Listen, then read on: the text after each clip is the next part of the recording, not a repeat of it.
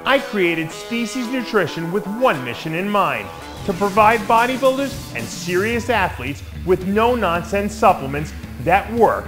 I put my name and reputation on every bottle of Species Nutrition products. If you want to be your absolute best, join the evolution.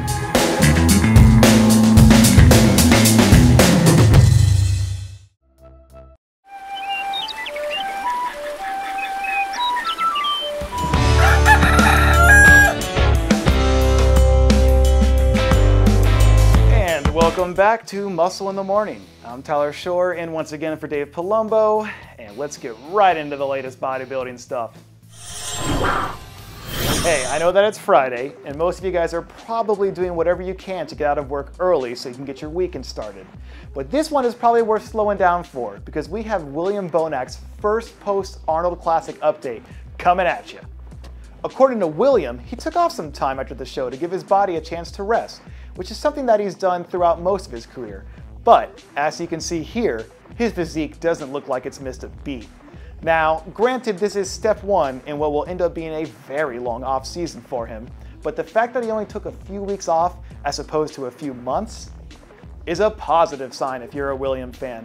And, given the fact that he won't be back in action until sometime next season, you hope he can keep this momentum going, because this might be exactly what he needs to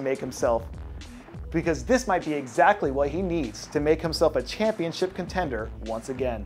So now on the flip side, Quinton Aria is also in the early stages of a long off-season in his own right. And, I could be wrong about this, probably am, and we could be wrong about this, but I don't think anyone has concerns about the momentum that he is going off right now. Because every time we see him, he looks more and more like he's going to be an absolute monster whenever he steps back on stage next year. If we're being completely honest, I'm not sure what he weighs right now, and I also don't know if it matters, because he looks so big in some of these pictures that you could tell me almost any number within reason and I would believe it. This guy has one of the most impressive structures in all of bodybuilding, which means that if his conditioning's right, he has the potential to be a legitimate top 8 threat when it's all said and done next year. Even though it's early, Vlad Sirocco also looks like he's putting together a very impressive off-season right now. And he looks like he might be one of the few guys who can give Quinton a run for his money in the size department. In a lot of ways, 2022 was a breakout year for Vlad, in the sense that we saw him win a show, make the Olympia stage, and establish himself as a top-tier talent. But, on the other hand, we also saw some of his flaws get exposed too. Which is why this off-season is so important, because it will go a long way toward letting us know where his ceiling is moving forward.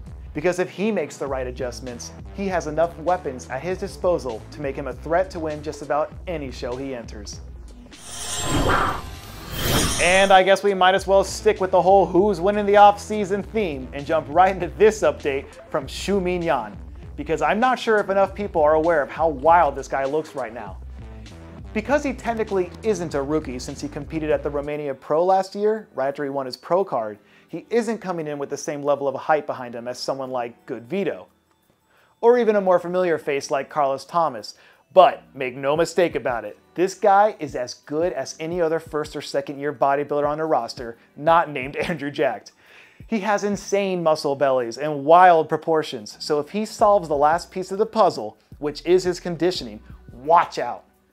Because he'll have a chance to be a major threat right out of the gate. And that'll do it for yet another edition of Muscle in the Morning. I'm Tyler Shore, once again in for Dave Palumbo. We're gonna see y'all next time. Take it easy, have a great weekend.